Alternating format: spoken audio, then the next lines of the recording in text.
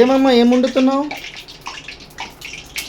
ఇవి ఇప్పుడు ఇవి ఫ్రై చేస్తున్నాను. అంటే మధ్యాహ్నం భోంచేస్తున్నాం కదా మనము, అందుకనేసి ఇప్పుడు కొద్దిగా ఫ్రై చేద్దామనేసి తీస్తున్నాను రా. అమ్మ చికెన్ ఉంది, ఫిష్ ఉంది, అన్నం ఉంది, పప్పు ఉంది, అన్నం ఉంచుకొని మళ్ళీ ఇది ఎందుకు? ఎందుకు అంటున్నావా? అన్నీ తింటేనే ఆరోగ్యంగా ఉంటాం, అందుకనేసి ఇది పెద్ద చీప్ రేట్ రా, పెద్ద రేట్ ఏం కాదు. 30 రూపాయలకి ఇన్ని వచ్చాయి, చూస్తున్నావు కదా. 30 రూపాయలకి ఎంత? మన సొమ్ము ఎవరెవరు తింటున్నారు రా, మన సొమ్ము మనం తింటేనే హ్యాపీ. అర్థం చేసుకోరు ఎందుకు మీరు? మన సొమ్ము ఎవరెవరో తినేసి వెళ్ళిపోతున్నారు తెలుసా. సంపాదించింది ఒకరు, తినేది ఇంకొకళ్ళు. అందుకనేసి డాడీ కష్టం మనమే తిందాము, మనమే హ్యాపీగా ఉందాము. ఇంకొకరు తినే అర్హత ఇవ్వకూడదు మనం. అందుకనేసి మొత్తానికి మీరే తినాలి అనేసి ఇప్పుడైతే ఇవి ఫ్రై అయితే చేస్తున్నాను. ఆయిల్ అయితే ఇంకా వేడెక్కిందండి. ఆయిల్ వేడెక్కిన తర్వాత వేసేస్తున్నాను. కొద్దిగా వేసేసి జస్ట్ ఇలాగ ఫ్రై అయితే చేస్తున్నాను.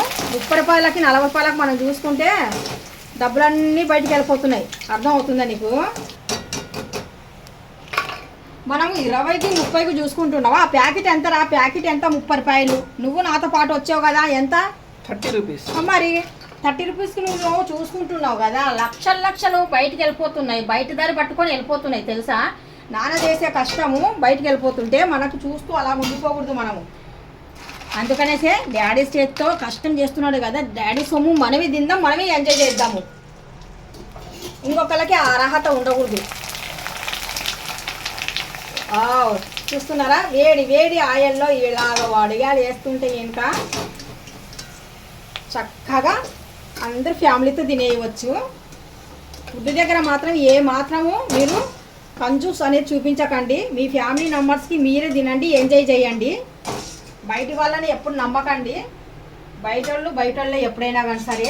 ఫ్యామిలీలో ఉన్నోళ్ళు ఫ్యామిలీతోనే ఉంటారు ఎప్పుడైనా సరే. వేడి వడియాలు రెడీ. ఇప్పుడు మధ్యాహ్నం లంచ్ లేకి మాకు. Bye bye.